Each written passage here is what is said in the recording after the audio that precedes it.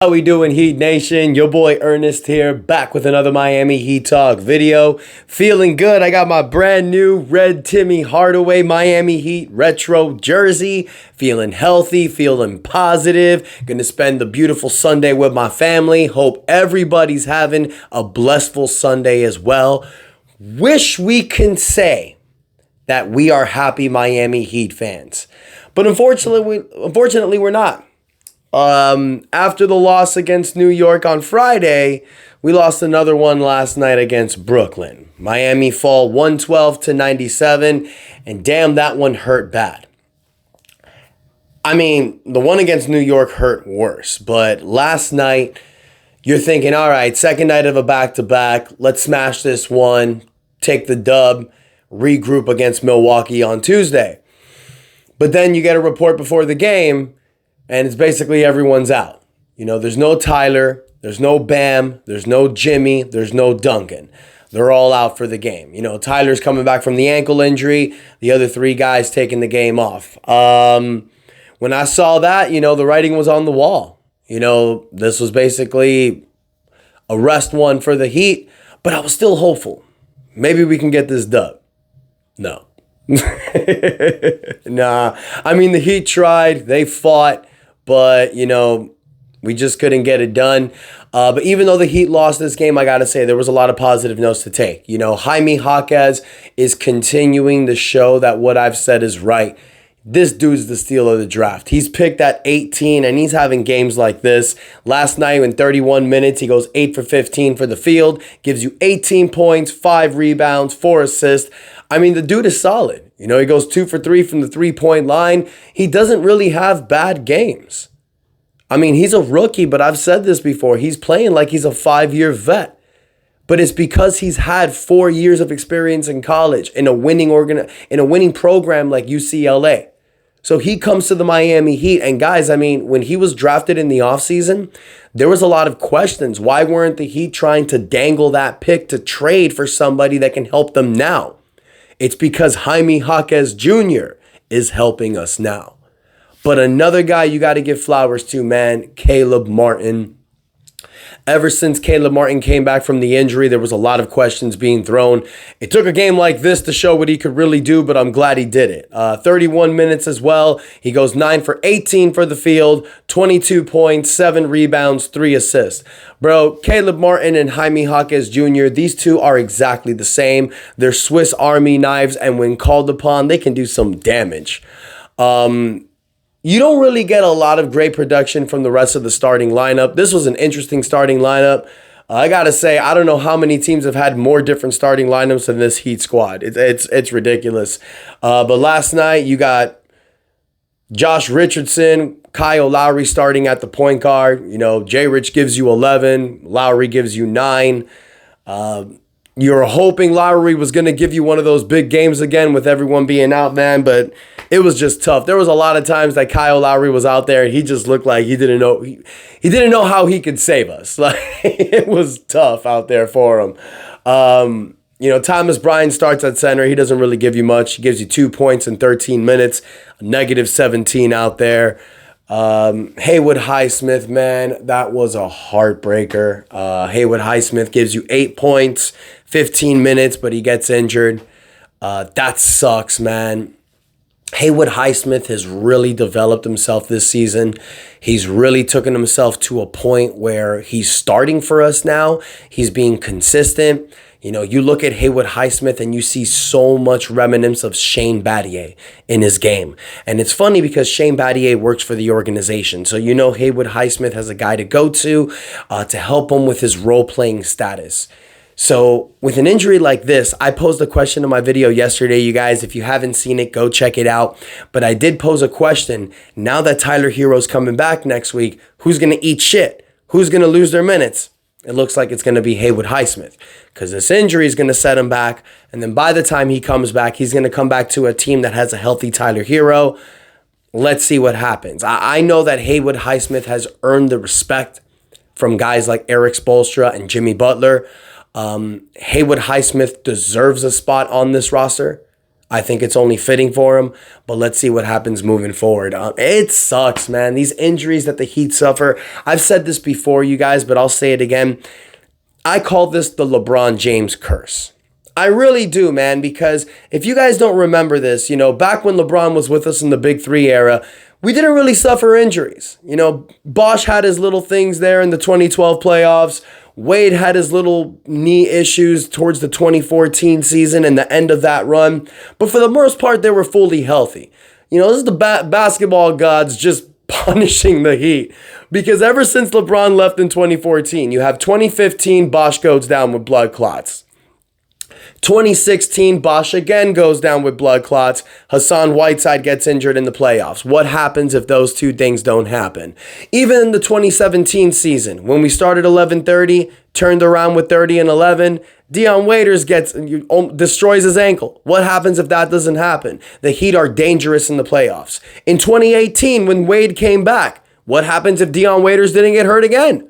2019, in Dwayne Wade's last run, what happens if Josh Richardson doesn't miss the last 2 weeks? He was our leading scorer that season.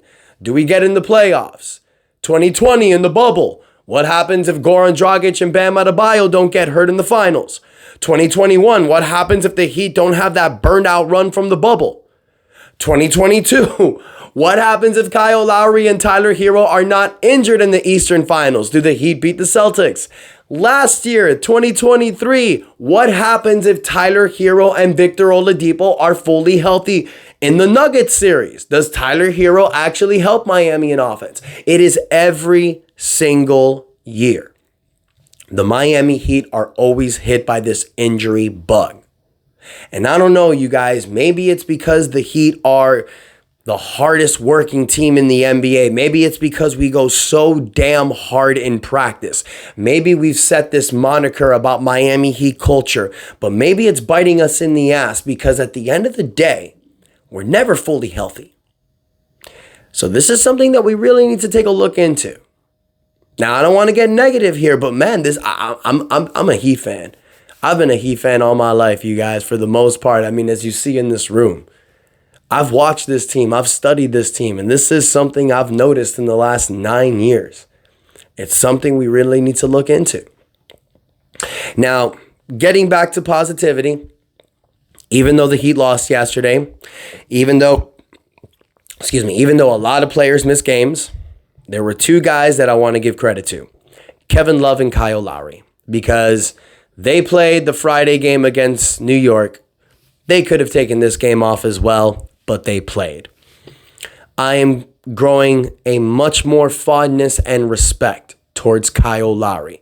I'm noticing that this season, a lot of questions were being called upon Lowry. A lot of people were judging him. A lot of people were throwing dirt in the grave. Even myself, man. The games that he was having earlier this season, I was questioning the fact if we should continue having him as our starting point guard moving forward.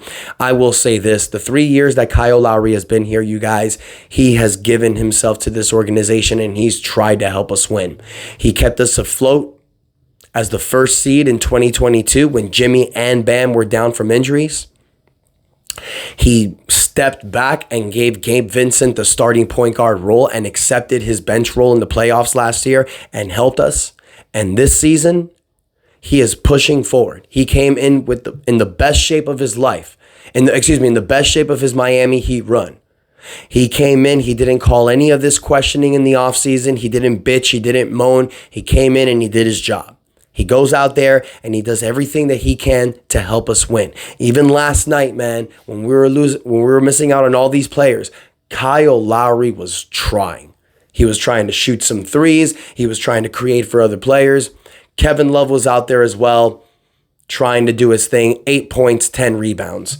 So my hat goes off to those two guys. Now, the final part I want to touch about this particular game, you guys, and I know I went on a tangent for that injuries thing, but it was something I wanted to get off my chest. But there were 3 guys yesterday that played that never really played. Jamal Cain, Cole Swider, and Nikola Jovic. I want to start with Cain and Swider because both of these guys had very productive games. Jamal Cain, nothing to brag about. 29 minutes, 3 for 6 for the field, 7 points, 3 rebounds. Jamal Cain is a quality role player. Games like this, You're going to love to see him play. Cole Swider. We love Cole Swider from the preseason. He's our new 3-point specialist. Yesterday, he goes 4 for 8 for the field, 3 for 7, 20 minutes, 11 points. This is a dude that we need to look at a little bit more. I'm loving me some Cole Swider. And when injuries are called upon, this is a guy that you can go to. He's definitely a guy that needs a contract moving forward. Because every time we go to him, man, he produces. That shot is wet. But the one big negative spot we saw last night, you guys, was Nikola Jovic. Now, I've mentioned this before in previous videos about Jovic. But yesterday, what he did showed everybody he's not ready. Now, offensively, he's there.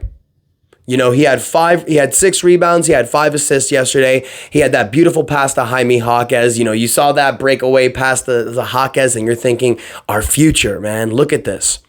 But that was one play. There was a lot of other plays where Jovic was messing up. He wasn't making his shots. He went 0 for 3 for the field. He was a -5 out there, so he was hampering our team. And defensively, man, he's not there. You saw him getting lost in placements. He picked up 3 quick fouls in the second quarter. Nikola Jovic is a project. Offensively, his game is amazing. And it's like Jimmy Butler said, he's going to help this team in the future. Just not right now. We saw it last night. And I think we need to go back to the drawing board. I think the G League is a perfect opportunity for Jovic to hone his craft and get better. But at the end of the day, you guys, losing back-to-back sucks for Miami because we were at a 10-5 record, 5 games above 500. We were sitting at the top 3 in the East. This shows you how tight the Eastern Conference is because 2 back-to-back losses, the Heat find themselves 10-7. At the 7th seed in the Eastern Conference. But you're only 2.5 games down from first seed. So that means from the 2nd seed to the 7th seed, it's only a game and a half apart. All the Heat need to do is pick up some quick wins, and we are back in it. So no need to panic, Heat fans. I think the Miami Heat are going to get over this hurdle. Now, the good news is you got today off, you got Monday off, Tuesday, Milwaukee. Tuesday, this is the true test. This is the real game. We are going to see Miami versus Milwaukee, game 2. We lost against them earlier this season. And with all the drama, with all the scrutiny, this is going to be one hell of a banger. It's a TNT game. It's a national game. So, you know, everybody's going to be talking. The Heat need to come out and they need to win this game. Now, if we lose, it's one of those losses. You go back to the drawing board. Season's not over, but this is a statement game. The Heat need to pull the dub in this victory.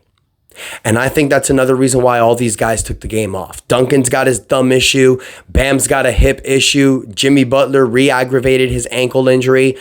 So we're going to give these guys a few days to rest and recuperate, get some time in, because Tuesday, it's time to go Hemi mode. It's time for Bam to show his involvement, and hopefully we get Tyler Hero back. And if we get Tyler Hero back, I think it's best for Mr. Boy Wonder to come off the bench. Let me know what you guys think in the comments about yesterday's loss. Are you in panic mode, or do you just feel it's a bad night in the office with these 2 losses? Let me know your guys' thoughts about Haywood Highsmith and Nikola Jovic. What are your thoughts on that? And what do you guys feel about Kyle Lowry now moving forward? Have you gained a little more respect for him, or are you still done with him? Don't forget to like the video and subscribe. You guys help your boy grow this channel. We on the road to 3,000 subscribers. And until next time, or once we get an update, you'll be hearing from your boy again. Enjoy your Sunday, everybody. Love y'all. That's enough said. Let's go Heat.